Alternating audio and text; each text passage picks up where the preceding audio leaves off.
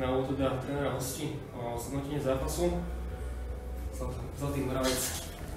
Tak my sme vedeli, že nás tu čaká ťažký zápas. My sme vedeli, že domáci tým má skúseného trénera.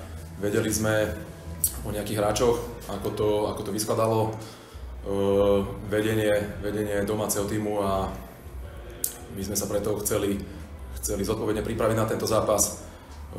To sa presne aj potvrdilo. Ten zápas bol veľmi náročný. Domáci tým má hráčov, ktorí majú skúsenosti aj zo samotnej najvyššej súťaže a preto sme veľmi radi za to cenné víťazstvo. A poprosím aj trénera domácich o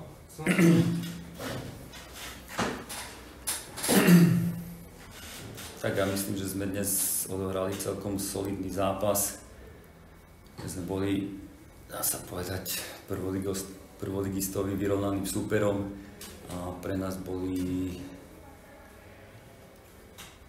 dva kľúčové momenty v druhom počase, keď išiel Etim sám na bránku, na brankára, kedy nepremenil najväčšiu šancu zápasu a potom, keď sme sa ešte nadýchovali k tomu, že by sme sa pokúsili vyrovnať, tak prišla červená karta Miša Bučka a potom v závere nás už proti skúsenému superovi neostalo veľa síl.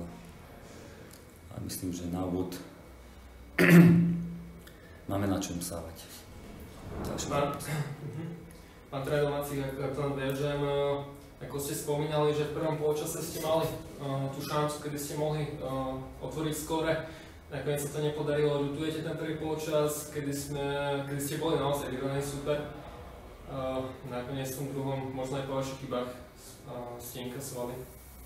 Šanca bola v druhom polčase, myslím, keď išiel sám na bránku Etim.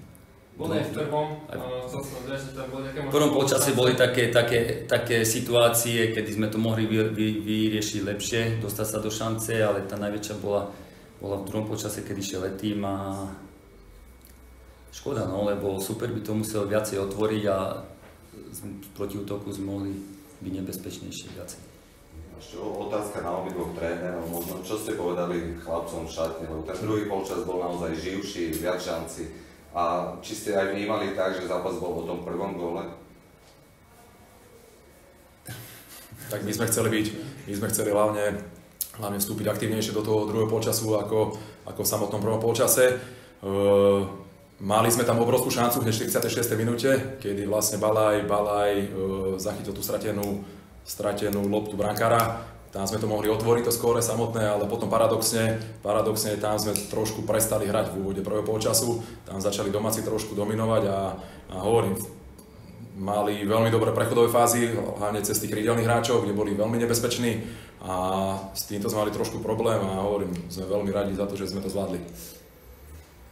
Možno aj na domáceho trénera, iste započul, že diváci teda hráčov vytlieskali napriek prehre.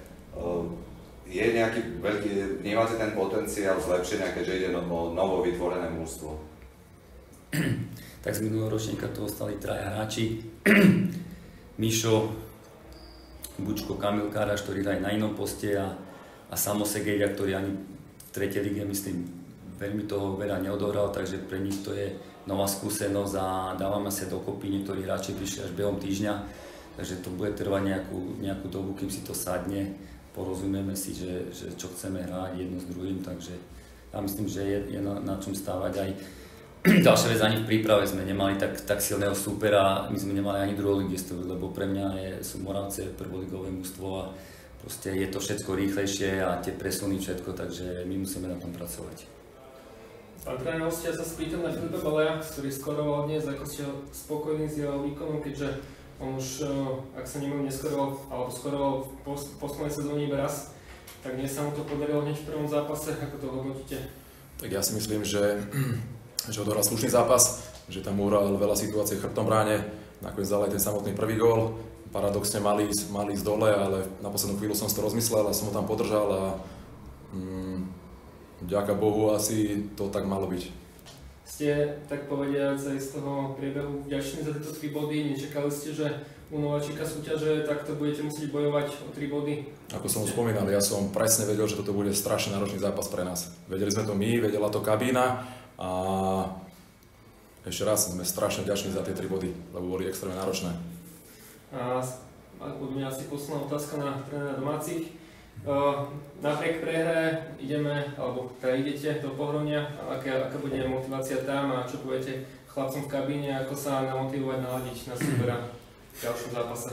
Tak naladiť, my budeme musieť hlavne zohnať nejakého stopera, lebo dnes sme mali jedného obrancu na ihrisku a Mišo Bučko dostal červenú kartu, ja neviem, čo mala byť, nemala byť, ale budeme musieť hlavne poriešiť stopera.